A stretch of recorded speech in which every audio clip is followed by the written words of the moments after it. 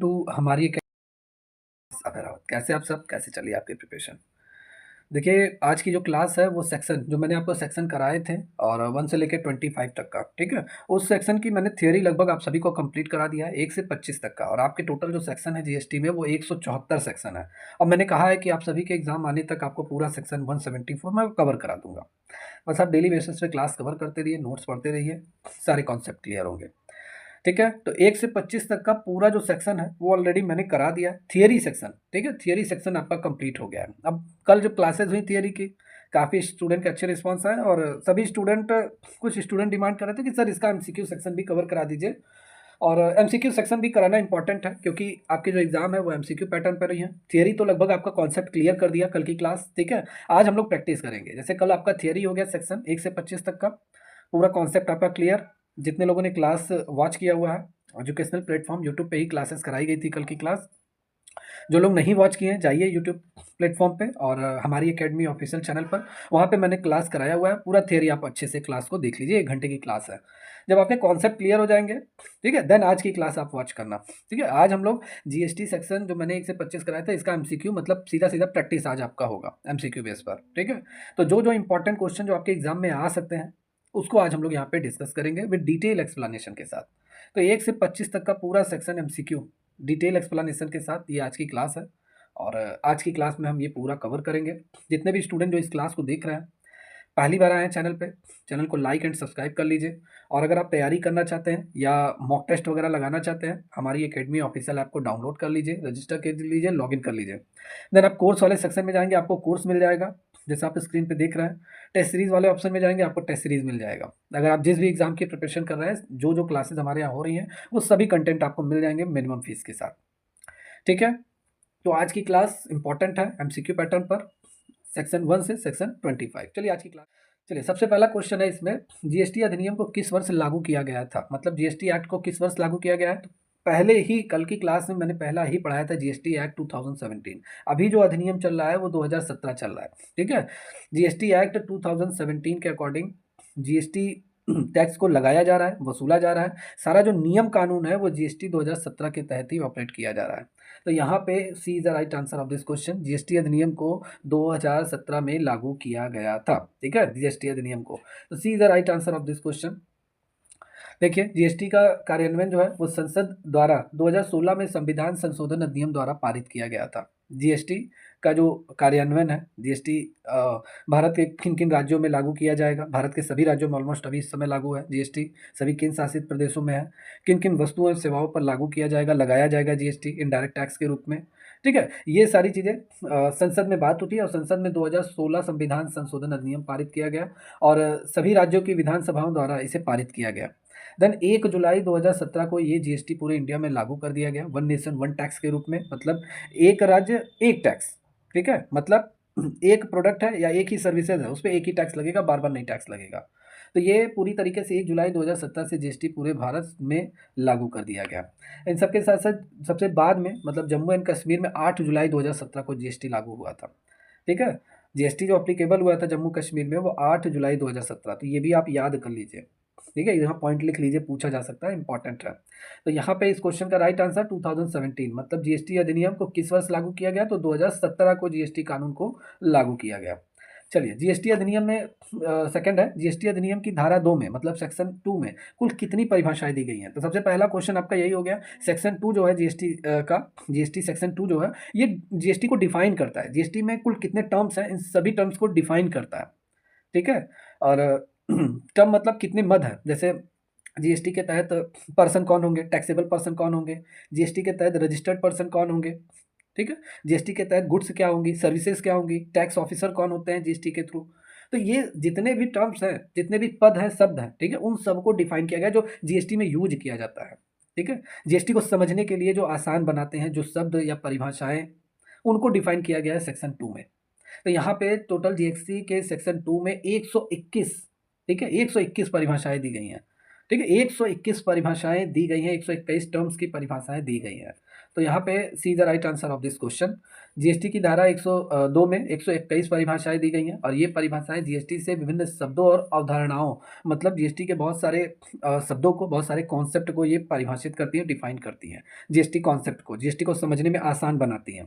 ठीक है? ताकि कानून, मतलब जीएसटी जो कानून है, इसको समझने में कोई भी भ्रम ना हो, आसानी से हम समझ सकें। ठीक है? आसानी से हम डिसीजन ले सकें। और ये धारा जो है, मतलब सेक्शन 2 है, ये जीएसटी अधिनियम के अंतर्गत उपयोग में होने वाले महत्वपूर्ण शब्दों को ये क्या करती है, क्लैरिफाई करती है, मतलब परिभाषित करती है, डिफाइन करती है, जो इसके लागू होने से संबंधित प्रक्रियाओं, नियमों को बेहतर तरीके से समझने में मदद करती है। अब कौन-कौन से शब्द हैं, कौन-कौन से कॉन्सेप्ट हैं, आइए इसको भी हम डिटेल में देख लेते हैं। तो सेक्शन 2 में जो परिभाषाएँ दी गई हैं जिन शब्दों की, सबसे पहले हम बात कर लें करदाता, मतलब टैक्सेबल पर्सन। जैसे अगर मैं एक बिज़नेसमैन हूँ, मैं एक सप्लायर हूँ, तो मैं टैक्सेबल पर्सन भाई हूँगा जीएसटी के थ्रू। मुझे अगर मान लेते हैं मैं जीएसटी की लिमिट अगर मैं क्रॉस करता हूँ 40 लाख 20 लाख वाला, तो मैं जीएसटी के दायरे में आ जाऊँगा, रजिस्ट्रेशन मुझे कराना पड़ेगा। और अगर मैं तभी बिज़नेस अगर मैं स्टार्ट कर रहा हूँ, तभी जीएसटी रजिस्ट्रेशन मैं स्वेच्छा से अपनी करा सकता हूँ। तो टैक्सेबल पर्सन को डिफाइन किया गया है सेक्शन 2 में, मतलब वह व्यक्ति जो जीएसटी के तहत पंजीकरण के लिए योग्य है। अगर मैं किसी ऐसे गुड्स या प्रोडक्ट का मैं बिज़नेस कर रहा हूँ जिसके लिए रजिस्ट्रेशन कराना मेरा कंपल्सरी है, तो मैं जीएसटी के थ्रू मुझे रजिस्ट्रेशन कराना पड़ेगा, पंजीकरण कराना पड़ेगा। मैं योग्य हूँ जीएसटी रजिस्ट्रेशन के लिए, ठीक है? और अगर मैं कोई कर योग्य आपूर्ति करता हूँ, तो मुझे जीएसटी रजिस्ट्रेशन कराना पड़ेगा, टैक्सेबल पर्सन के कंडीशन में मैं आऊँगा। सप्लाई की अगर हम बात कर लें, तो मैं किस चीज़ का मैं सप्लाई करता हूँ? गुड्स का अगर मैं सप्लाई करता हूँ, तो वो टैक्सेबल है या टैक्स एग्ज़ेम्प्ट है? ये भी इसमें क्लैरिफ़ाई किया गया है। जैसे एग्रीकल्चर प्रोडक्ट है, वो पूरी तरीके से टैक्स के दायरे से बाहर है, तो उसके लिए आपको जीएसटी रजिस्ट्रेशन नहीं कराना पड़ेगा, ठीक है? और अदर चीज़ें, जैसे आप अपने अदर किसी गुड्स का बिज़नेस करते हैं जो टैक्स के दायरे में है, तो आपको ज़ाहिर-सी बात है, जो लिमिट है 40 लाख वाला, उसको अगर आप क्रॉस करते हैं तो रजिस्ट्रेशन कराना पड़ेगा। इसमें बेसिकली सप्लाई को डिफाइन किया गया है, ठीक है? सेक्शन 2 में आपूर्ति मतलब सप्लाई मतलब किसी भी प्रकार की वस्तु एवं सेवा की आपूर्ति जो जीएसटी के तहत आती है, उसको डिफाइन किया गया है। मूल्य मतलब आप जो भी आप सप्लाई कर रहे हैं, वस्तु एवं सेवाएँ मतलब गुड्स एंड सर्विसेज़, उस पर मतलब जिस पर जीएसटी लगाया जाता है, उसको डिफाइन किया गया है। कौन-सी वस्तु पे, कौन-सी सर्विसेज़ पे 5% जीएसटी लगेगा, 12% लगेगा, 18% लगेगा, 28% लगेगा, ये सब इसमें डिफाइन किया गया है। वस्तु मतलब कौन-सी वस्तुओं के गुड्स के बारे में भी डिफाइन किया गया है, ठीक है? कौन-सी वस्तु है जो भौतिक रूप से मौजूद है और वो आपका है। सर्विसेज़ मतलब जो गुड्स के कैटेगरी में नहीं आते, वो हमारी सर्विसेज़ होती हैं। जैसे परामर्श सेवाएँ हो गई, कंसल्टेंसी सर्विसेज़ हो गई, परामर्श हो गया, ठीक है? डॉक्टर मतलब एक तरीके से स्वास्थ्य, शिक्षा, परिवहन, ये सभी सेवाएँ में ही तो आती हैं। तो इसपे भी तो टैक्स हम देते हैं, गवर्नमेंट हमसे टैक्स लेती है। तो ये आपकी सर्विस में हो गई, सर्विस को भी डिफाइन किया गया है सेक्शन 2 में। राजस्व की अगर हम बात कर लें, तो सरकार के लिए प्राप्त होने वाला जो कर है, वो जीएसटी के तहत इकट्ठा होता है, इसको भी डिफाइन किया गया है। एंड नेचुरल जस्टिस मतलब उचित और निष्पक्ष प्रक्रिया से जुड़े नियम और सिद्धांत। जीएसटी से जितने भी जुड़े हुए मतलब उचित और निष्पक्ष प्रक्रिया से जुड़े हुए जितने भी नियम और कानून हैं, उनको भी डिफाइन किया गया है इसमें आपका, ठीक है? तो ये आपका है। तो सेक्शन 2 में ये सारी चीज़ें डिफाइन की गई हैं, 121 धाराओं की परिभाषाएँ दी गई हैं। नेक्स्ट है जीएसटी अधिनियम के अंतर्गत निम्नलिखित में से कौन-सा अधिकारी कार्यरत नहीं है? तो सबसे पहले सेक्शन 3 आप याद कर लीजिए। मैंने सेक्शन ऊपर मेंशन कर दिया है कि एवरी स्टूडेंट जब भी क्वेश्चन पढ़ेगा, सेक्शन पढ़ लेगा। आप ही की सुविधा के लिए क्वेश्चन के साथ मैंने सेक्शन ऐड किया है। जैसे सेक्शन आपको याद हो जाएगा ना, तो ऑप्शन ऑटोमेटिक आपको याद हो जाएगा, सारी चीज़ें, और कम समय में जल्दी आपका रिवीजन हो जाएगा। सो सेक्शन 3 जो है वो कौन-कौन से अधिकारी मतलब ऑफिसर अपॉइंट किए जाते हैं जीएसटी के थ्रू, ठीक है? उनको डिफाइन किया गया है। जीएसटी एक्ट के थ्रू केंद्र सरकार, राज्य सरकार किन अधिकारियों की नियुक्ति करती है, अपॉइंट करती है, उनके बारे में बताया गया है, ठीक है? तो ये सेक्शन 3 में आपका है। तो कह रहा है कि कौन सा जीएसटी एक्ट के थ्रू इनमें से कार्यरत अधिकारी नहीं है। तो देखिए, जीएसटी आयुक्त मतलब जीएसटी कमिश्नर हो गया, ठीक है? कौन-कौन से यहाँ पे देखिए, जी ये कल की क्लास में मैंने बताया था, जीएसटी आयुक्त, जीएसटी निरीक्षक और जीएसटी अधीक्षक, ये तीनों जीएसटी एक्ट के थ्रू अपॉइंट किए जाते हैं। और ये जीएसटी महालेखाकार, ये नहीं अपॉइंट किया जाता है, ठीक है? तो ये आपका नहीं है, सी वाला नहीं है, सी इज़ नॉट राइट आंसर, ठीक है? तो यहाँ पे सी आपका आंसर हो जाएगा। और जीएसटी अधिनियम के अंतर्गत जो कार्यरत अधिकारी होते हैं, वो कौन-कौन होते हैं? सबसे पहले जीएसटी कमिश्नर होता है, ठीक है? जीएसटी कमिश्नर, जीएसटी इंस्पेक्टर होता है और जीएसटी सुपरिटेंडेंट होता है। अब मान लेते हैं, ये तो इतना मैंने बताया, मान लेते हैं इससे अगर बाहर क्वेश्चन पूछ लिया कि जीएसटी कमिश्नर का क्या काम है? ठीक है, तो वो भी आपका इसी क्वेश्चन में क्लियर हो जा रहा है। जीएसटी इंस्पेक्टर के बारे में पूछ लिया तो वो भी आपको इसमें जानकारी मिल जा रही है। जीएसटी अधीक्षक के बारे में वो भी आपको यहाँ पता चल जा रहा है। तो ये क्वेश्चन से बहुत सारे क्वेश्चन आपके यहाँ पे बन रहा है और सारी चीज़ें क्लियर हो रही है। तो जीएसटी कमिश्नर की अगर हम बात कर ले तो ये जो अधिकारी होता है, जीएसटी कमिश्नर जो होता है, वो जीएसटी के विभिन्न कराधान गतिविधियों की देखरेख और प्रबंधन का कार्य करता है। मतलब जीएसटी के थ्रू सभी एक्टिविटी को मतलब मॉनिटरेट करता है, देख रेख करता है और प्रबंधन का कार्य करता है। जीएसटी निरीक्षक मतलब जीएसटी इंस्पेक्टर का क्या काम होता है? ये एक ऐसा अधिकारी होता है जो जीएसटी के नियमों का पालन सुनिश्चित करने के लिए और करदाता की गतिविधियों की जांच करने के लिए जिम्मेदार होता है कि आप किस गुड्स का बिजनेस कर रहे हैं। वो चेक करता है आपने कब बिजनेस स्टार्ट किया, आप माल सप्लाई कर रहे हैं, आपके इनवॉइस की देख रेख भी करता है, बिलों की, ठीक है, कहीं आप टैक्स चोरी तो नहीं कर रहे हैं। तो ये सभी काम किसका होता है? जीएसटी निरीक्षक का होता है, जीएसटी इंस्पेक्टर का होता है। जीएसटी इनका क्या होता है? अधीक्षक का, जीएसटी सुपरिटेंडेंट। तो ये एक ऐसा अधिकारी होता है जो जीएसटी के प्रशासनिक कार्यों में सहायता करता है, ठीक है, और करदाताओं से संबंधित मामलों की ये जांच करता है। तो ये तीनों आपके अधिकारी अपॉइंट किए जाते हैं जीएसटी के थ्रू। स्टेट लेवल पे भी अपॉइंट किए जाते हैं और सेंट्रल गवर्नमेंट भी अपॉइंट करती है, तो ये आप माइंड में फिट कर लीजिए। तो यहाँ पे जो जीएसटी महालेखाकार है ये जीएसटी एक्ट के थ्रू अपॉइंट नहीं किया जाता है, तो ये C is the right answer of this question. चलिए नेक्स्ट क्वेश्चन। कह रहा है कि जीएसटी अधिकारियों की नियुक्ति किसके द्वारा की जाती है? जीएसटी अधिकारियों की जो नियुक्ति है, अपॉइंटमेंट है, वो किसके द्वारा किया जाता है? तो सेक्शन 4 आप याद कर लीजिए, section 4 appointment of the officer. GST अधिकारियों की नियुक्ति, ठीक है, किसके द्वारा की जाती है? By home person. GST officer appointed by home person, किसके द्वारा ये अपॉइंट किया जाता है? ठीक है, कि जिसके द्वारा ये अपॉइंट किया जाता है तो वो आपका किया जाता है, दोनों सरकारें अपॉइंट करती हैं, राज्य सरकार और केंद्र सरकार, दोनों सरकारें अपने अपने यहाँ जीएसटी ऑफिसर्स को अपॉइंट करती हैं। तो यहाँ पे आपका C is the right answer of this question. ठीक है, तो जीएसटी केंद्र सरकार जो होती है जीएसटी के केंद्रित हिस्से मतलब सेंट्रल जीएसटी के थ्रू अधिकारियों की नियुक्ति करती हैं, और स्टेट गवर्नमेंट जो है वो जीएसटी के राज्य हिस्से, ठीक है, मतलब स्टेट जीएसटी के थ्रू ये अधिकारियों की नियुक्ति करती हैं, और दोनों सरकारें मिलकर क्या करती हैं? जीएसटी के अधिकारियों की नियुक्ति करती है ताकि पूरे देश में जीएसटी प्रणाली का सुचारू रूप से संचालन हो सके। कितने तरह के जीएसटी आप मतलब लगता है पूरे इंडिया में? तो देखिए सबसे पहले सीजीएसटी है, ठीक है, केंद्र सरकार वाला ये हिस्सा है। फिर एस जीएसटी है, सभी राज्य सरकारों का भी ये कमाई जो जीएसटी से होता है ये एस जीएसटी के थ्रू कलेक्शन होता है। फिर उसके बाद आपका आई जीएसटी आपका हो गया। आई जीएसटी में भी राज्य और केंद्र सरकार दोनों का हिस्सा बट जाता है, ठीक है। यहाँ पे पूरी तरीके से आप जब कोई भी बिल पे करते हैं तो आपको सी जीएसटी एस जीएसटी दिखाई देता है, लेकिन एक राज्य से दूसरे राज्य में जब माल भेजा जाता है तो वहाँ आई जीएसटी लिख कर आता है, और राज्य सरकारों का 50-50% रेशियो रहता है, बढ़ जाता है ये। और इन सबके साथ union territory UT GST, union territory goods and service tax, ये केंद्र शासित प्रदेशों में अप्लीकेबल होता है, ठीक है। तो जाहिर सी बात है इसको वसूलने कलेक्शन करने का काम केंद्र सरकार का होता है, ये राज्य सरकार का होता है, ठीक है। ये राज्य सरकार वसूलती है और फिर बाद में केंद्र सरकार को सबमिट कर देती है, केंद्र सरकार आज जिसका जितना हिस्सा रहेगा राज्य सरकार का वो डिस्ट्रीब्यूट कर देती है। चलिए नेक्स्ट क्वेश्चन, सेक्शन 5 यहाँ पे नेक्स्ट क्वेश्चन जो है, जीएसटी अधिकारियों को किस धारा के तहत शक्तियां प्रदान की गई हैं? तो सेक्शन 5 आप याद कर लीजिए, power of the officer under GST. GST अधिकारियों को सेक्शन 5 के तहत पावर मतलब शक्तियां प्रदान की गई हैं, उन्हें पावर डिस्ट्रीब्यूट किया गया है, ठीक है। किस अधिकार का वो उपयोग कर सकते हैं? ठीक है, शक्तियां जो प्रदान की गई हैं वो सेक्शन 5 के थ्रू की गई हैं, तो B is the right answer of this question. अब कौन कौन से पावर दिए गए हैं देखिए। सबसे पहले जीएसटी अधिकारियों को सेक्शन 5 के तहत कुछ शक्तियां प्रदान की गई हैं, जैसे इन अधिकारियों को विभिन्न कार्यों को निष्पादित करने के लिए जीएसटी के थ्रू करदाताओं की जैसे जानकारी प्राप्त करना एंड जांच करना, छानबीन करना, जीएसटी से संबंधित अनुपालन मतलब जीएसटी रूल्स को अप्लीकेबल करना, लागू करना और लागू करवाना और सुनिश्चित करने के लिए आवश्यक अधिकार देता है। तो ये सारे पावर दिए गए हैं जीएसटी अधिकारियों को, ठीक है।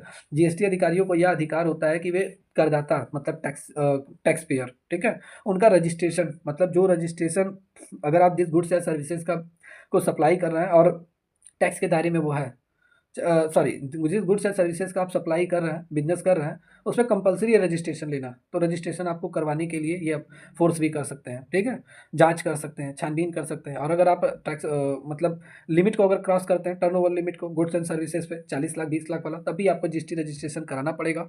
और ये करदाताओं को पंजीकरण करने की प्रक्रिया, रिकॉर्ड की जाँच, छापेमारी, अन्य कार्रवाई, ये सभी चीज़ें ये कर सकते हैं जीएसटी ऑफिसर, ठीक है। सेक्शन 5 में इनके पावर को डिफाइन किया गया है, इनकी शक्तियों के बारे में बताया गया है, क्या क्या अधिकार है इनके पास।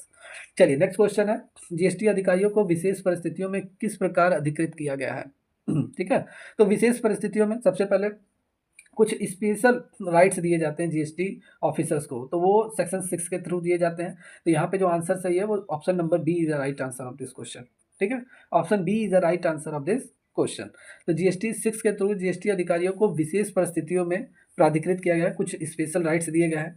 जैसे विशेष परिस्थितियों में, जैसे यह धारा उन परिस्थितियों को डिफाइन करती है, विशेष परिस्थितियों में अधिकारियों को अतिरिक्त अधिकार दिया जाता है, एडिशनल राइट्स दिया जाता है, एडिशनल पावर दिया जाता है, जैसे निरीक्षण, जांच, सर्च, छापेमारी, अनुमति, जिसे वे करदाताओं का अनुपालन करने के लिए सुनिश्चित कर सके और टैक्स चोरी को रोक सकें, एडिशनल राइट्स दिया जाता है। ठीक है, तो सेक्शन 6 के थ्रू ये दिया जाता है। नेक्स्ट क्वेश्चन है, जीएसटी अधिनियम में सप्लाई को परिभाषित किया गया है। तो सप्लाई को परिभाषित किया गया, डिफाइन किया गया, वो किस सेक्शन में किया गया है? जी, सप्लाई के बारे में, मेनली सप्लाई के बारे में बताया गया है। किस सेक्शन में आपूर्ति को डिफाइन किया गया है? तो सेक्शन 7 में ये किया गया है। सेक्शन 7 जो है वो स्कोप ऑफ सप्लाई को बताता है। तो यहाँ पे B is the right answer of this question. ठीक है, सप्लाई मतलब जिस भी गुड्स या बिजनेस को हम बिजनेस करते हैं, सप्लाई में आपका लेन देन, ट्रांजेक्शन, ठीक है, शुल्क की आपूर्ति, तो इन सभी को डिफाइन किया गया है। ठीक है, इस धारा के तहत सप्लाई को जीएसटी के दायरे में आने वाली किसी भी वस्तु एवं सेवा के लेन देन को परिभाषित किया गया है। मतलब ऐसे गुड्स एंड सर्विसेज का बिजनेस करें जो जीएसटी के दायरे में आते हैं, उन पे कितना % जीएसटी लगेगा। ठीक है, सप्लाई करते समय कितना % जीएसटी चार्ज किया जाएगा, कब वसूला जाएगा, तो ये सारी चीज़ें हैं सेक्शन 7 में। ठीक है, तो इसमें आपूर्ति के विभिन्न प्रकार, जैसे व्यापारिक आपूर्ति, शुल्क, कर आपूर्ति और आपूर्ति से संबंधित अन्य गतिविधियां इसमें शामिल है। या और भी डिटेल में बात कर ले तो सेक्शन 7 जो है वो ये स्पष्ट करता है कि कौन सी गतिविधियां जीएसटी के तहत सप्लाई मानी जाएंगी और उन पर कर लगाया जाएगा। मतलब कौन सी एक्टिविटी जो है जो जीएसटी के दायरे में आती है, मतलब जिस सर्विसेज को आप मतलब आप सप्लाई कर रहे हैं और जिस गुड्स का आप बिजनेस कर रहे हैं वो जीएसटी के अंतर्गत आ रही हैं, एप्लीकेबल है और उस पर टैक्स लगेगा, कंपलसरी आपको रजिस्ट्रेशन कराना, टैक्स आपको पे करना पड़ेगा। ठीक है, और कर चोरी को भी ये मतलब पूरी तरीके से सप्लाई मानी जाएंगी और उस पर कर लगाया जाएगा। तो ये सेक्शन 7 में आपका है। क्लियर?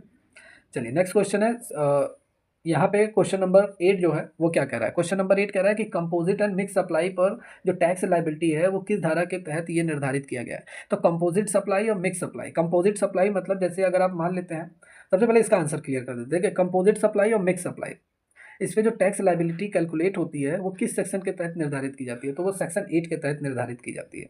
सेक्शन 8 में आपका कंपोजिट और मिक्स सप्लाई के बारे में बताया गया है। तो यहाँ पे B is the right answer of this question. Okay, तो यहाँ पे और भी हम डिटेल में बात कर लेते हैं। सेक्शन 8 जो है वो मिक्स सप्लाई, कंपोजिट सप्लाई को डिफाइन करता है। अब यहाँ पे मिक्स सप्लाई और कंपोजिट सप्लाई क्या होता है? तो देखिए, कंपोजिट सप्लाई होता है, जैसे मान लेते हैं अगर मैं एक होटल में गया, ठीक है, मैंने एक रूम बुक किया, अब रूम बुक करने पे हमें क्या क्या मिल रहा है? हमें एसी की सुविधा मिल रही है, प्लस हमें खाने पीने की सुविधा भी मिल रही है। मतलब पूरी तरीके से हमें खाने पीने की सुविधा, सारी चीज़ें मिल रही हैं, फूड वगैरह सारी चीज़ें हमें मिल रहा है, तीनों टाइम का खाना वगैरह अच्छे से मिल रहा है। एक ही रूम बुक करने पे हमें बहुत सारी सुविधाएं दी जा रही हैं। तो जीएसटी आपसे कब लिया जाएगा? जीएसटी आपसे रूम बुक करते समय ही ले लिया जाएगा, अलग अलग आइटम्स पे आपसे नहीं लिया जाएगा। समझ में आया? अलग अलग आइटम पे आपसे नहीं लिया जाएगा। तो ये आपकी होती है, जैसे ये तो ये आपका हो गया। ठीक है, मिक्स सप्लाई क्या होता है? मिक्स सप्लाई होता है कि जैसे आप मार्केट में गए, कोई एक चीज़, आप एक प्रोडक्ट आप खरीद रहे हैं और जो भी मतलब मान लेते हैं आपने, हाँ, जैसे आप किसी बड़े होलसेलर के पास गए और वो ऑफर के साथ बहुत सारे सामान बेच रहा है। तो उसमें आपको क्या क्या मिल रहा है? उसमें आपको चॉकलेट भी मिल रहा है, बिस्किट भी मिल रहा है, ठीक है, या अदर खाने वाले आइटम भी आपको मिल रहे हैं, एक ही डिब्बे के साथ वो पूरा सप्लाई कर रहा है आपको। तो जाहिर सी बात है, इसमें क्या होता है, मिक्स सप्लाई में अलग अलग जीएसटी आपसे लिया जाएगा। ठीक है, अलग अलग जितनी सेवाएं, जितनी गुड्स आपको प्रोवाइड किया जा रहा है, सभी पे जीएसटी चार्ज किया जाता है। तो वो मिक्स सप्लाई आपका होता है। ठीक है, तो देखिए, जब एक सप्लाई एक प्रमुख वस्तु एवं सेवा होती है और अन्य वस्तु सेवा उस मुख्य वस्तु सेवा के सामान्य रूप से प्रदान की जाती है, तो वो कंपोजिट सप्लाई होती है। और मिक्स सप्लाई मतलब एक साथ कई सारी चीज़ें दी जाती है और सभी पे टैक्स आपका लगता है। मतलब कई गुड्स अगर आपको एक साथ अगर प्रोवाइड किया जाता है तो सभी पे टैक्स कैलकुलेशन होता है जीएसटी का। तो ये आपका होता है। क्लियर? या बेसिकली है सेक्शन 8 में ये है कि कंपोजिट सप्लाई, मिक्स सप्लाई पर टैक्स का जो निर्धारण किया जाता है वो कौन सी वस्तु एवं सेवा पर किया जाएगा और किस दर पर ये लागू किया जाएगा और टैक्स किस प्रकार वसूला जाएगा, ये सारी चीज़ें डिफाइन की गई है सेक्शन 8 में। क्लियर? चलिए नेक्स्ट क्वेश्चन है, क्वेश्चन नंबर 9। क्वेश्चन नंबर 9 है कि जीएसटी के तहत कर की वसूली अधिरोपण किस धारा के तहत वर्णित है? मतलब कर लगाया जाएगा, जीएसटी टैक्स लगाया जाएगा, जीएसटी टैक्स वसूला जाएगा। तो ये किस सेक्शन के थ्रू इसे डिफाइन किया गया है, किस सेक्शन के थ्रू ये एप्लीकेबल होगा? तो ये सेक्शन 9 के थ्रू। सेक्शन 9 जो है वो लेवी एंड कलेक्शन है। मतलब किस वस्तु एवं सेवा पर, गुड्स एंड सर्विसेज पर कितना टैक्स, किस रेट से जीएसटी टैक्स लगाया जाएगा, ठीक है, और उसका कलेक्शन किस प्रकार किया जाएगा, इसको पूरा डिफाइन करता है। सेक्शन 9 है आपका। तो यहाँ पे C is the right answer of this question. ठीक है। जीएसटी अधिनियम की जो धारा है 9 में, ये कर की वसूली और कर को कलेक्शन कैसे किया जाएगा, मतलब अधिरूपण, इससे संबंधित इसमें प्रावधान दिए गए हैं। और ये धारा जो निर्धारित करती है कि जीएसटी किस पर और कैसे लागू होगा। इसमें यह भी बताया गया है कि किस प्रकार करदाता पर जीएसटी लगाया जाएगा और किस प्रकार उससे जीएसटी कलेक्शन किया जाएगा। ये सेक्शन 9 में है आपका। और भी डिटेल में बात कर लें तो सेक्शन 9 ये कहता है कि कर की वसूली से संबंधित वस्तु एवं सेवाओं की आपूर्ति पर कर लगाने के बाद लागू की जाएगी और वसूली केंद्र सरकार, राज्य सरकार द्वारा की जाएगी, जो संबंधित कर क्षेत्र के लिए जिम्मेदार है। मतलब जिस गुड्स का आप बिजनेस करते हैं उस पर किस रेट से टैक्स लगेगा, ये निर्धारित किया जाता है सेक्शन 9 के थ्रू। ठीक है। और टैक्स अगर लग रहा है तो कलेक्शन करने का काम किसका होगा, राज्य सरकार की, केंद्र सरकार का। ये सब सेक्शन 9 के थ्रू डिफाइन किया गया। लेवी एंड कलेक्शन सेक्शन 9 के थ्रू है। नेक्स्ट है कंपोजिट स्कीम के लिए कौन से लोग पात्र है, एलिजिबल है। तो कंपोजिट स्कीम अगर कहीं एग्जाम में आ गया तो सीधा सीधा आपके माइंड में क्लिक करना चाहिए सेक्शन 10। सेक्शन 10 जो है वो कंपोजिट स्कीम को लेकर बताया गया है सेक्शन 10 में। अब कंपोजिट स्कीम क्या होता है? कंपोजिट स्कीम होता है जैसे एक तो सबसे पहले जो रजिस्टर्ड पर्सन है भाई, 40 लाख से ऊपर जो टर्नओवर कर रहा है। अपने यहाँ क्या है कि कंपोजिट स्कीम किसके लिए चलाया जा रहा है? कंपोजिट स्कीम जो चलाया जा रहा है वो छोटे व्यापारियों, छोटे बिजनेसमैन के लिए। अब छोटे व्यापारी, छोटे बिजनेसमैन, जैसे अगर जो लोग 75 लाख तक का टर्नओवर करते हैं, ठीक है, या 1.5 करोड़ से अगर कम टर्नओवर करते हैं, 1.5 करोड़ से कम टर्नओवर करते हैं, वो छोटे व्यापारी, मतलब गवर्नमेंट जो कंपोजिट स्कीम चला रही है इन्हीं छोटे व्यापारियों, होलसेलर के लिए चला रही है। ठीक है।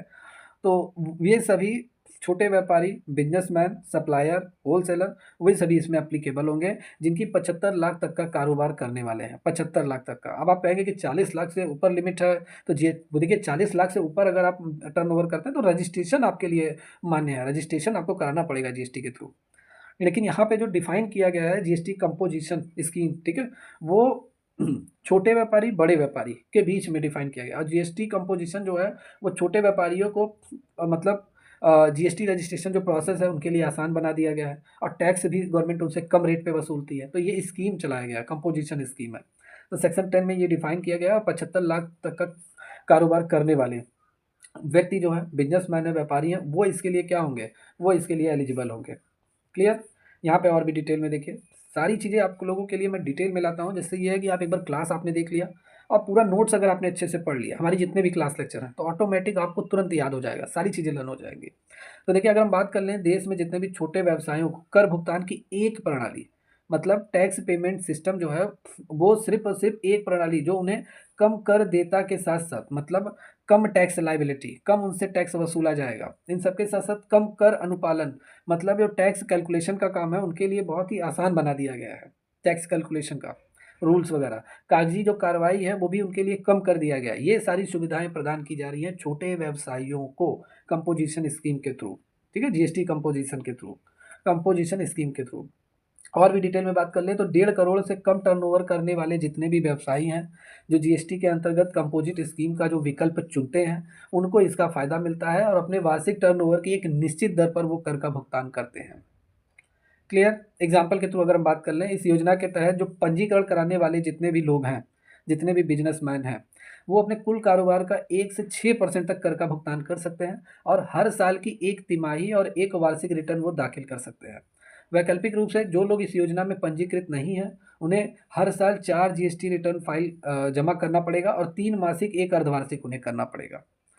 क्लियर? तो ये है आपका कौन कौन से लोग एलिजिबल हैं, जरा इसको भी थोड़ी डिटेल में देखिए। सारी चीज़ें डिटेल में पढ़िए, वो ज़्यादा बेटर है। जैसे बहुत सारे स्टूडेंट कहते हैं कि सर थोड़ी फास्ट क्लासेस कीजिए, थोड़ी और मतलब जल्दी जल्दी ज़्यादा क्वेश्चन कवर कराइए। देखिए मेरा कहना है कि आप अ, कम पढ़िए लेकिन डिटेल में पढ़िए, अच्छे से पढ़िए, सारी चीज़ें एक बार पढ़िए, दोबारा ना पढ़ना पड़े। तो जैसे मैं कंपोजिशन स्कीम में बता रहा हूँ आपको, इसी से एग्जाम में देखने को मिल जाएगा क्वेश्चन। अब जो स्टूडेंट सीरियस है वो कहेंगे कि हाँ सर ने पढ़ाया हुआ था और हमारे एग्जाम में आया है। अब जो स्टूडेंट क्या करेगा, इसी समय क्लास देखते समय वो स्किप कर देगा। ठीक है, सोचेगा अरे यार ये तो बहुत डिटेल में बता रहा है, तो वो स्किप कर देगा और उसके एग्जाम में अगर आ गया वो अटेम्प्ट कर नहीं पाएगा, तो फिर वो सभी उस टीचर की बुराई करना चालू कर देगा कि इनका पढ़ाया हुआ नहीं आया है। ठीक है, तो ये सारी चीज़ें भी देखने को मिल जाती हैं। और स्टूडेंट अलग अलग तरह के होते हैं। कुछ स्टूडेंट होते हैं जो पढ़ते नहीं हैं और लगातार मतलब इधर से उधर मैसेज टू मैसेज चलता रहता है। लेकिन चलिए, आप सभी स्टूडेंट जो लोग इस क्लास को देख रहे हैं, आप अपने गोल को सेट कीजिए। एग्ज़ाम अब आपके करीब में आ रहा है, माइंड अपना फोकस कीजिए और ज़्यादातर अपना समय जो दीजिए वो अपनी सिलेबस पे दीजिए, सिलेबस को कवर करने को कंसीडर कीजिए, ठीक है। चलिए, कंपोजिशन स्कीम चुनने के लिए कौन कौन से लोग एलिजिबल हैं, तो एक बार और मैं क्लियर कर दूं। जो लोग 1.5 करोड़ से कम वार्षिक कारोबार करने वाला जितने भी करदाता हैं, जितने भी टैक्स पेयर हैं, वो इस योजना के थ्रू विकल्प को वो चुन सकते हैं।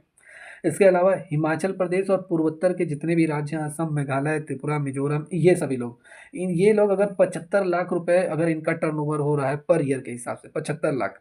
अदर सभी जगह अगर 1.5 लाख रुपए से कम का अगर ये वार्षिक कारोबार कर रहा है, एनुअल बिजनेस अगर कर रहा है, एनुअल टर्नओवर कर रहा है, तो ये लोग कंपोजिशन स्कीम को चुन सकते हैं, ठीक है। हालांकि यह सीमा केवल निर्माता मतलब मैन्युफैक्चरर के लिए, ट्रेडर्स के लिए, व्यापारियों के लिए और रेस्टोरेंट वगैरह जो चलाते हैं उनके लिए निर्धारित की गई है, जो शराब नहीं परोसते हैं, ठीक है, अल्कोहल वगैरह जो नहीं सर्व करते हैं उनके लिए। चलिए, नेक्स्ट क्वेश्चन है section 11 power to grant exemption. Section question 11 क्या है, कह रहा है कि कर छूट देने का अधिकार किसके पास है, मतलब टैक्स में छूट देने का अधिकार किसके पास है, तो ये केंद्र सरकार के पास है।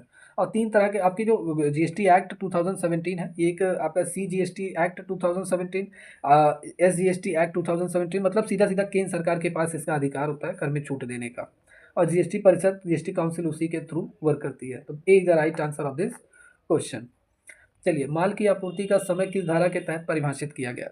गुड्स की जो सप्लाई है उस कब अगर मैं माल सप्लाई कर रहा हूँ और मेरे होलसेलर, मेरे कस्टमर तक वो माल पहुँच रहा है, ठीक है, उसकी सप्लाई को लेकर, मतलब आज मैं अगर सप्लाई कर रहा हूँ माल और 15 दिन बाद उसके पास पहुँच रहा है, तो जीएसटी की जो रेट है वो किस दर पे लागू, मतलब किस समय के अकॉर्डिंग उस पर लगाई जाएगी, उस गुड्स एंड सर्विसेज पे लगाई जाएगी, उसके बारे में जो डिफाइन किया गया है वो आपका सेक्शन 12 में किया गया है।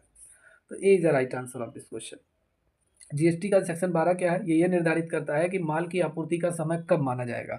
जैसे आज अगर मैंने कोई माल अगर सप्लाई किया है, मैं अगर यूपी से माल सप्लाई कर रहा हूँ मुंबई में, ठीक है, 5% वाला कोई गुड्स है उसको मैं सप्लाई कर रहा हूँ, अब मुंबई में वो पहुँच रहा है 15 दिन बाद, ठीक है। अब मान लेते हैं टैक्स में उतार चढ़ाव हो रहा है और टैक्स की दर, ये जो 5% वाला गुड्स है ये 12% में आ गया, तो देखिए जो टैक्स वसूला जाएगा वो 5% के हिसाब से ही लगाया जाएगा, 12% के हिसाब से नहीं, ठीक है। तो वही है आपूर्ति, और जो यह निर्धारित करने में मदद करता है कि जीएसटी कब लागू होगा और कब कर की देनदारियां उत्पन्न होगी, मतलब जीएसटी कहाँ पर लागू होता है।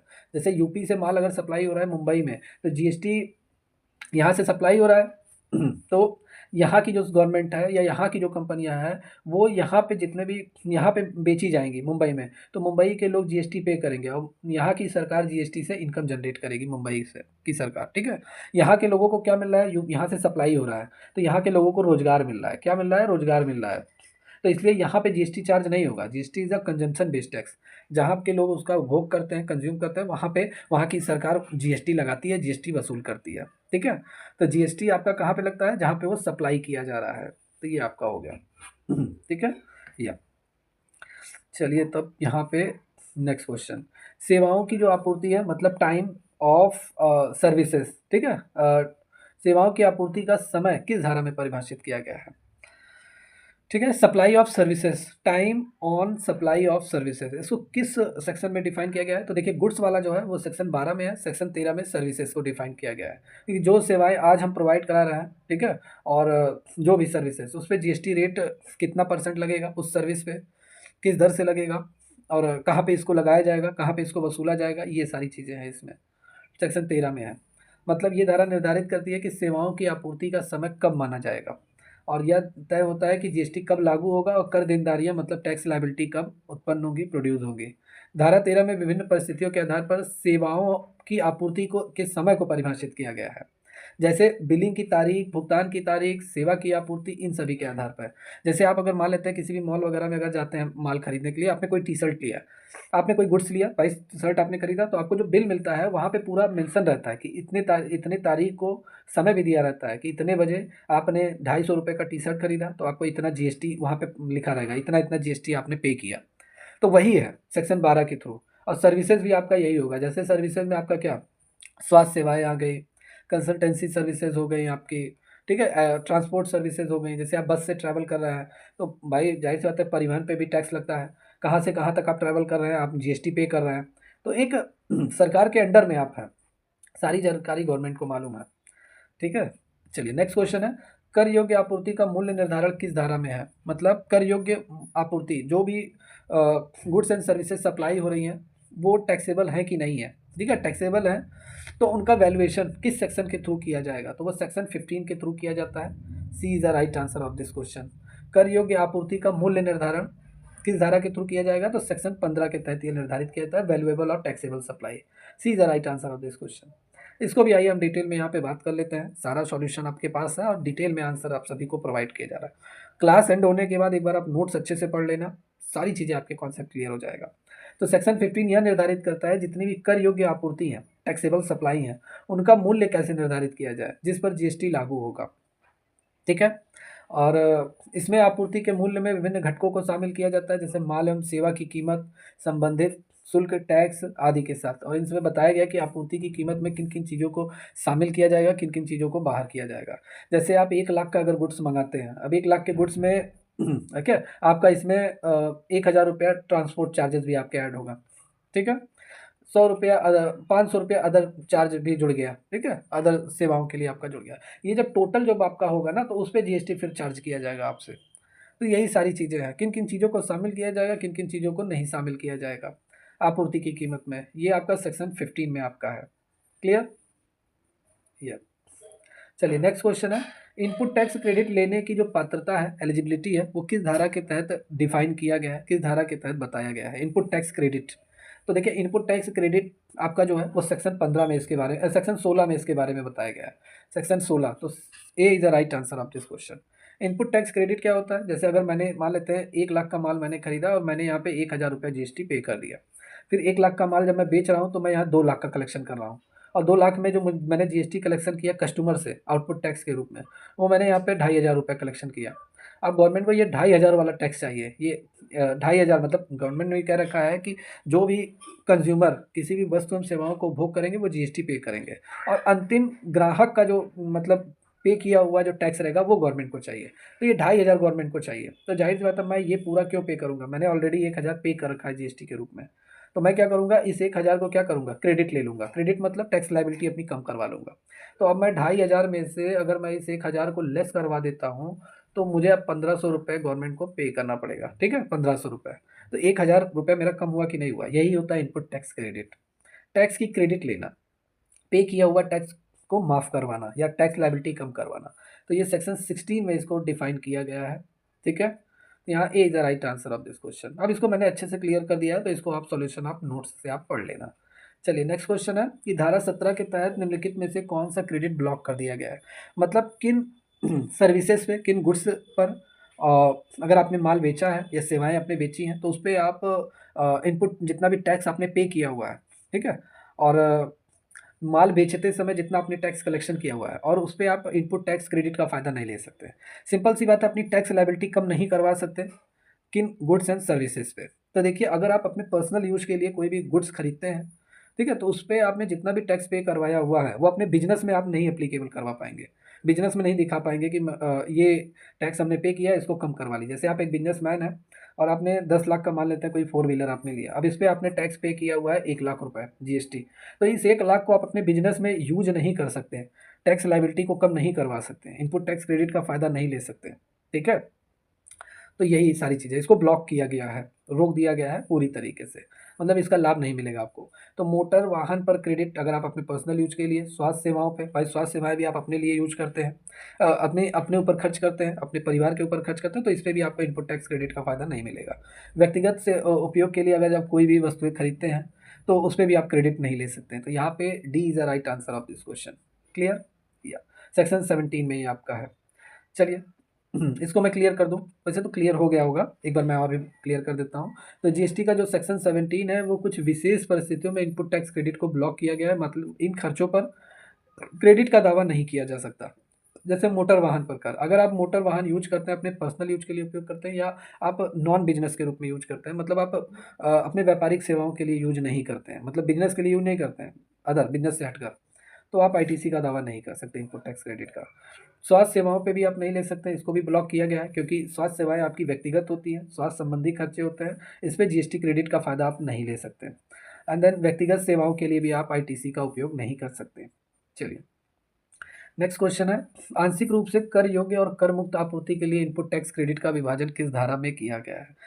मतलब इनपुट टैक्स क्रेडिट, जैसे आप मान लेते हैं 1 लाख का माल अगर आप सप्लाई कर रहे हैं, तो 1 लाख के माल में मतलब पूरा ऑल टोटल जो आप बिजनेस कर रहे हैं, कितना परसेंट जो है वो गुड्स जो है वो टैक्सेबल है, और भी बहुत सारे जो माल आप बेच रहे हैं वो टैक्स फ्री है, एग्जेम्प्टेड है। ठीक है, तो जाहिर सी बात है टैक्सेबल, मतलब जो टैक्सेबल है उस पर आपने टैक्स पे किया होगा, तो उसका टैक्स क्रेडिट आपको मिल जाएगा, इनपुट टैक्स क्रेडिट।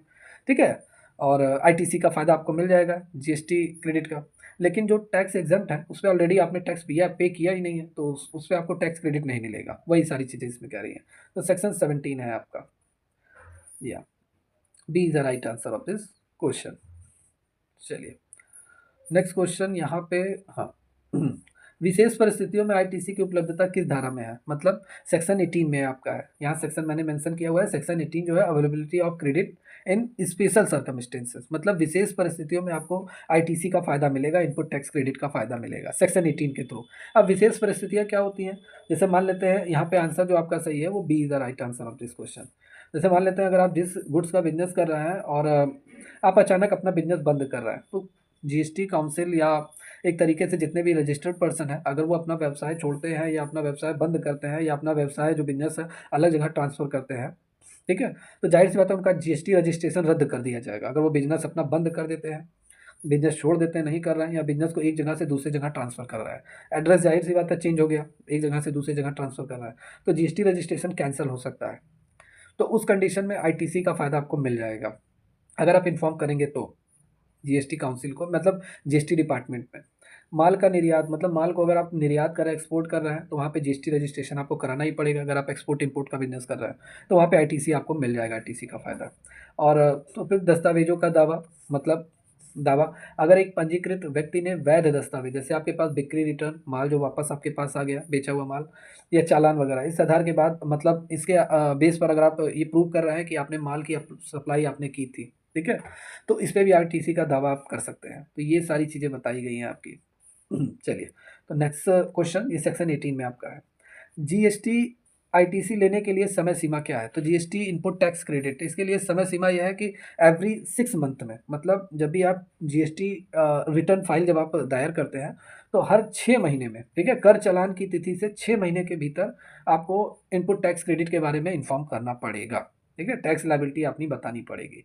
तो यहाँ पे आपका जो आंसर सही है वो A is the right answer of this question. कर चलाने की तिथि से 6 महीने तक, 6 महीने के भीतर आपको सारी चीज़ें क्लियर करनी पड़ेंगी।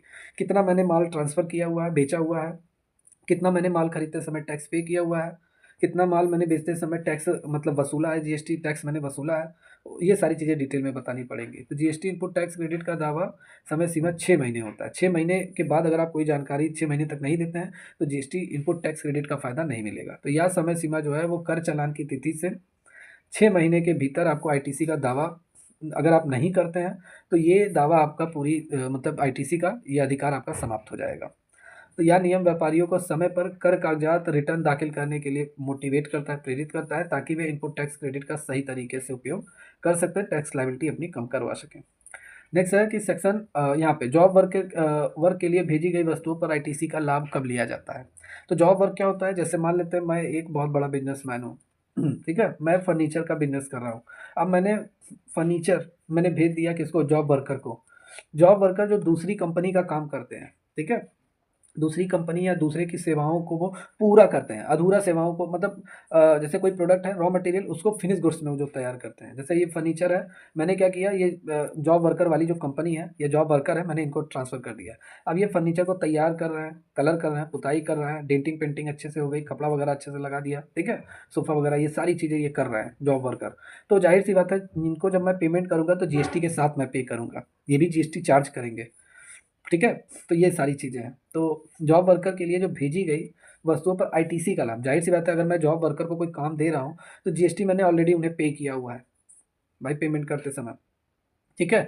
तो उस टैक्स को हम वापस ले सकते हैं, आईटीसी का फ़ायदा ले सकते हैं। तो वो वस्तु भेजे जाने के 1 वर्ष के भीतर, और आप इसका लाभ ले सकते हैं, ठीक है। तो C is the right answer of this question.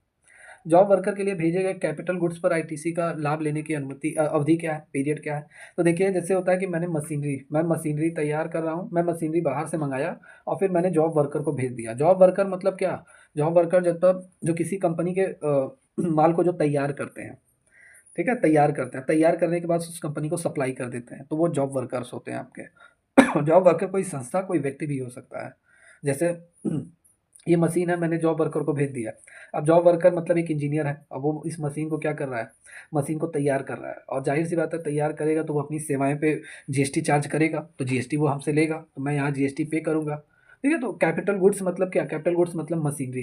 Capital goods जिनका फ़ायदा हमें लंबे समय तक मिलता है वो हमारे कैपिटल गुड्स होते हैं, जैसे मशीनरी हो गया, लैंड हो गया, बिल्डिंग हो गई, ये आपके होते हैं। तो मान लेते हैं जॉब वर्कर ने मशीन लिया, 10 मशीनें मैंने भेजी, और ये 10 मशीनों पे आईटीसी जितना भी मैंने टैक्स पे किया हुआ है उसका फ़ायदा हम ले सकते हैं 3 साल के अंदर हम ले सकते हैं। या मान लेते हैं ये मशीन वापस नहीं भेज रहा है और गड़बड़ी हो गई, ये मशीन वगैरह रख लिया अपने पास, तो इस मशीन की कीमत पे भी हम पूरी तरीके से चार्ज कर सकते हैं इनपुट टैक्स क्रेडिट। तो यहाँ पे C is the right answer of this question. पूंजीगत वस्तुओं पे जॉब वर्कर के लिए अगर भेजा जाता है तो मुख्य निर्माता जो है वो आईटीसी की अनुमति दी जाएगी उस पे इनपुट टैक्स क्रेडिट की, और 3 वर्ष के भीतर वापस प्राप्त किया जाना चाहिए ऐसे माल को। नेक्स्ट क्वेश्चन है, इनपुट सर्विस प्रोवाइडर किस प्रकार क्रेडिट वितरित करता है। तो देखिए इनपुट सर्विस प्रोवाइडर और जो सॉरी इनपुट सर्विस डिस्ट्रीब्यूटर ये है आपका। अब ये कौन होते हैं इनपुट सर्विस डिस्ट्रीब्यूटर, जैसे मान लेते हैं ये इनपुट सर्विस डिस्ट्रीब्यूटर, जैसे ए कंपनी है और ए कंपनी का जो हेड ऑफिस है वो दिल्ली में है, ठीक है। अब इसने मान लेते हैं किसी कंपनी से 10 लाख का माल लिया, 10 लाख का माल ऑर्डर पे लिया, ठीक है, 10 लाख का। अब इसने क्या किया, यहीं पे इसने क्या किया, ये 10 लाख का माल इसने लिया, 10 लाख का माल खरीदा, इसने क्या किया, यहीं पे इसको पे कर दिया 10 लाख रुपए, और प्लस जीएसटी के साथ इसने पे कर दिया। तो जाहिर सी बात है इस 10 लाख के माल को ये अपने अपने ब्रांचेस में भेजेगा, ब्रांच पी में भेजेगा, ब्रांच क्यू में भेजेगा, ब्रांच आर में भेजेगा। अब यहाँ 2 लाख का माल भेज रहा है, यहाँ 3 लाख का भेज रहा है, यहाँ 5 लाख का भेज रहा है, तो जाहिर सी बात है ये इनसे जीएसटी चार्ज करेगा ही, एक करेगा, ठीक है। इधर इसने जीएसटी पे किया, इधर इसने इन लोगों से जीएसटी चार्ज कर लिया, तो ये तो अपना काम खत्म कर लिया। अब मतलब इनपुट टैक्स क्रेडिट का यहाँ पे ट्रांसफ़र की बात हो रही है, तो जाहिर सी बात है पी जब यहाँ पे माल बेचेगा अपने अपने कस्टमर को, तो वो कस्टमर से जीएसटी चार्ज करेगा। तो जाहिर बात है इसने ए को मतलब हेड ऑफिस को जितना भी जीएसटी इसने पे किया हुआ है वो जीएसटी इनपुट टैक्स क्रेडिट का फ़ायदा इसे मिल जाएगा, पी को भी मिल जाएगा, क्यू को भी मिलेगा, आर को भी मिलेगा। कितना कितना किसको मिलेगा, ये इसके डिस्ट्रीब्यूशन के आधार पर तय होगा, कितना कितना माल इसने भेजा हुआ है। तो वही सारी चीज़ें हैं, थोड़ा डिफाइन मैंने अच्छे से थियरी क्लास में किया हुआ है, वहाँ पे आप अच्छे से देख लीजिए।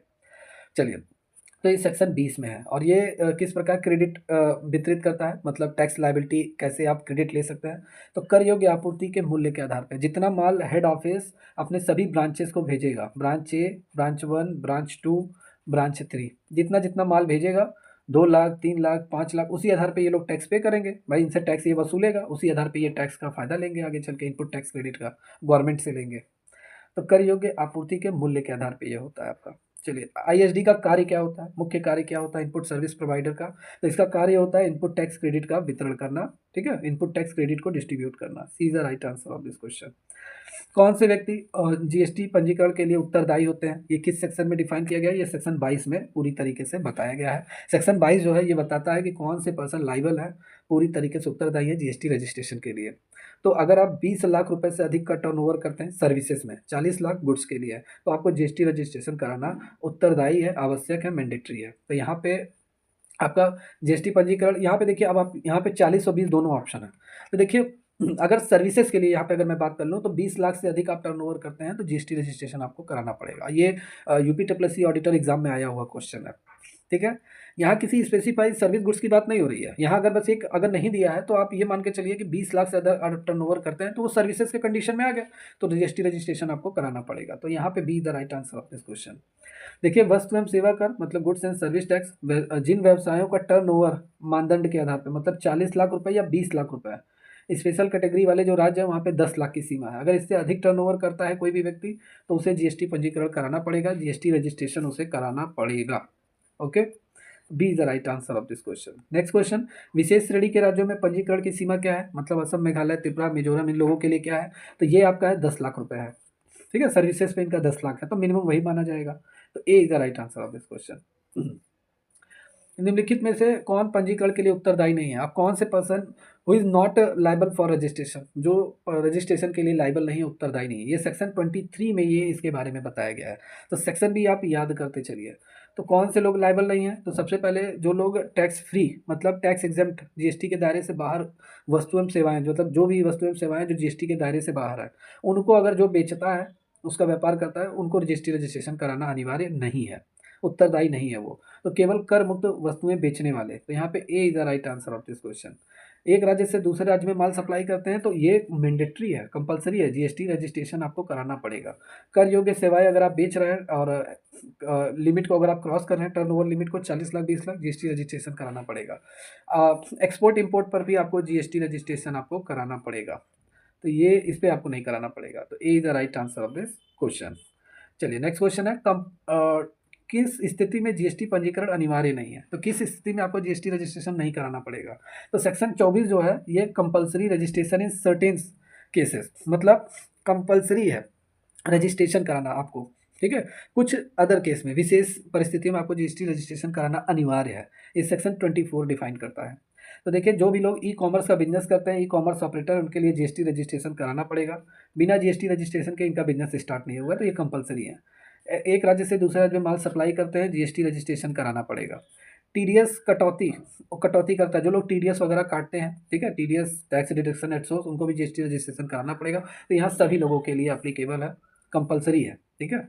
यहाँ पे क्वेश्चन क्या पूछ रहा है, जीएसटी पंजीकरण अनिवार्य है, सॉरी, जीएसटी पंजीकरण किन के लिए अनिवार्य है? तो इन सभी के लिए अनिवार्य है आपका। D is the right answer of this question. E commerce operator मतलब अगर आप किसी e commerce platform, Amazon, Flipkart, Meesho, किसी पर भी आप अपने प्रोडक्ट और सर्विसेज का कारोबार करते हैं तो जीएसटी पंजीकरण आपको कराना अनिवार्य है। अगर आप एक राज्य से मतलब राज्य के बाहर अगर माल और सेवाओं की आपूर्ति करते हैं, सप्लाई करते हैं, जीएसटी पंजीकरण कराना पड़ेगा, चाहे आपका कारोबार छोटा हो या बड़ा, आपको कराना पड़ेगा। और टीडीएस डिडक्टर जो है, यदि आप किसी संस्था या व्यक्ति से हैं, मतलब किसी संस्था या व्यक्ति से टीडीएस काट रहे हैं, मतलब आप पेमेंट करते समय किसी व्यक्ति को टीडीएस अगर आप काट रहे हैं, तो आपको जीएसटी पंजीकरण तब भी आपको कराना पड़ेगा। तो तीनों कंडीशन में कराना पड़ेगा, आवश्यक है, मैंडेटरी है जीएसटी रजिस्ट्रेशन के लिए, सही तरीके से करों का भुगतान हो सके, अनुपालन हो सके, इसलिए। नेक्स्ट क्वेश्चन है सेक्शन 25, जो काफ़ी एग्जामों में आया हुआ क्वेश्चन है। और जीएसटी पंजीकरण की प्रक्रिया कितने दिनों में पूरी होती है? तो ये प्रोसीड्यूर्स फॉर रजिस्ट्रेशन धारा 25 में ये डिफाइन किया गया है। तो क्या कहता है धारा 25, जीएसटी पंजीकरण की प्रक्रिया कितने दिनों में पूरी की जाती है? तो ये टोटल 7 दिनों में आपकी जीएसटी पंजीकरण की प्रक्रिया पूरी होती है। 7 वर्किंग डेज में अगर आपने अप्लाई किया है, आवेदन किया है जीएसटी रजिस्ट्रेशन के लिए, तो 7 दिनों में आपका आपका पूरा वेरिफिकेशन होकर आपको जीएसटी सर्टिफिकेट आपको मिल जाएगा, रजिस्ट्रेशन आपका सक्सेसफुल हो जाएगा। जीएसटी पंजीकरण के लिए कौन सा दस्तावेज आवश्यक होता है? तो आधार कार्ड भी इंपॉर्टेंट होता है, आधार कार्ड आपसे लिया जाता है, पैन कार्ड आपसे लिया जाता है, बैंक डिटेल आपसे लिया जाता है। तो ये सभी आपके आवश्यक दस्तावेज हैं जीएसटी पंजीकरण के लिए। तो आज की क्लास में इतना ही। जितने भी स्टूडेंट इस क्लास को देख रहे हैं, कैसी लगी क्लास कमेंट करके जरूर बताइए। और आप सभी स्टूडेंट जो लोग चैनल पर नए हैं, चैनल को लाइक एंड सब्सक्राइब कर लीजिए। और जितने भी स्टूडेंट इस क्लास को देख रहे हैं, देखिए, लाइक करने में कोई कंजूसी आप मत कीजिए। जितने भी स्टूडेंट जो इस क्लास को देख रहे हैं, अगर आपको सारा कंटेंट समझ में आया है, पढ़ाया हुआ समझ में आया है, तो जल्दी से जल्दी एक लाइक कर दीजिए और अपने अच्छे अच्छे कमेंट्स टाइप कर दीजिए। बाकी जितने भी स्टूडेंट जिनको तैयारी करनी है और यूपी असिस्टेंट अकाउंटेंट और बिहार बिजली विभाग या अदर किसी एग्जाम के लिए, तो आप हमारी एकेडमी ऑफिशियल ऐप डाउनलोड कर लीजिए, गूगल प्ले स्टोर से आपको मिल जाएगा। डाउनलोड करके रजिस्टर लॉगिन करके आप इन बैच से, टेस्ट सीरीज से आप ज्वाइन हो सकते हैं, अपनी एक कंप्लीट प्रिपरेशन आप कर सकते हैं। तो आज की क्लास में ये स्पेशल क्लास था। कल हम लोग फिर मिलेंगे कुछ नए टॉपिक के साथ, इंपॉर्टेंट क्वेश्चन के साथ। Take care.